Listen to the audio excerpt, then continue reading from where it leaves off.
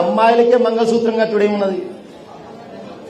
కొంచెం అబ్బాయిలు కట్టుకునేటట్టు ట్రెడిషన్ మనం చేయవచ్చు కదా అని ఒక ప్రశ్న అడిగిన. ప్రశ్న బాగుంది, కానీ ఎందుకు పెట్టినారో మనం తెలుసుకోవాలి. మంగళసూత్రం యొక్క లక్షణం చూడండి. రెండు పిల్లలు ఉంటాయి, ఒకే తాడుకు కడతారు. ఒకరు పుట్టింటిది, ఒకరు అత్తగారింటిది.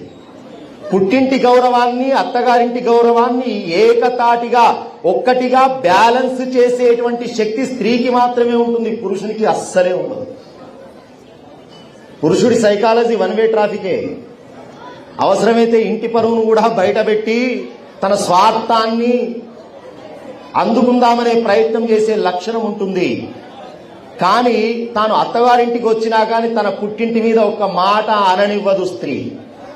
అది స్త్రీకి ఉన్న గొప్పతనం. అందుకే మంగళసూత్రం స్త్రీకి మాత్రమే ధారణ. అందుకే చూడండి.